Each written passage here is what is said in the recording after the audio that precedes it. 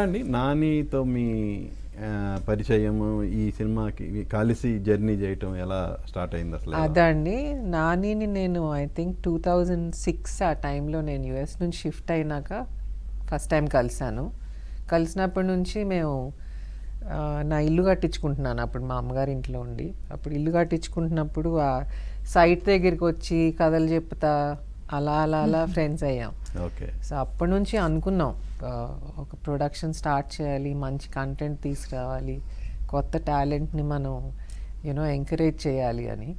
అప్పుడు తను ఇంకా ఐ థింక్ సినిమాల్లో యాక్టింగ్కి ఇంకా అప్పుడే ఎంటర్ అవుతున్నాడు. సో అప్పుడు అనుకున్నది, ఇప్పుడు కుదిరింది మాకు.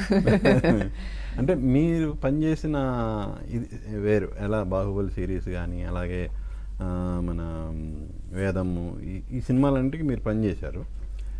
బట్ మీరు స్టార్ట్ చేస్తే కొంచెం బిగ్లో అంటే నానితో అటాచ్ కాకముందు నేను చెప్పేది, పర్టికులర్గా నానితోనే కలిసి చేయాలి అనేది ఏంటి, రీజన్ ఏంటి?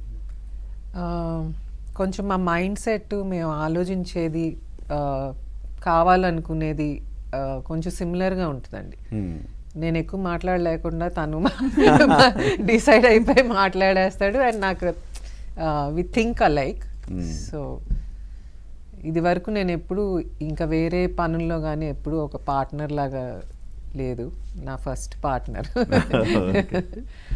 నిజానికి ఆ సబ్జెక్టు ఏ నిర్మాత డేర్ చేయడు, ఆ సబ్జెక్ట్ టచ్ చేయాలంటే. సో మీ ఇద్దరికి ఎలా నచ్చింది అది? తను ఫస్ట్ విన్నాడండి, ఒకసారి నువ్వు విను అని పంపాడు ప్రశాంత్ని. నాకు విన్న వెంటనే నాకు అర్థమైపోయింది తను ఎందుకు ఒప్పుకున్నాడో అంత ఇమీడియట్గా, ఎందుకు నచ్చిందని. ఇట్స్ అంటే ఒక ఆస్ట్రక్ అనమాట. ఎస్పెషలీ ఎండింగ్ చూసినప్పుడు ఐ మీన్ వావ్ అనిపించింది, మనమే చేయాలి ఇది అని. Okay, that's the feeling I got.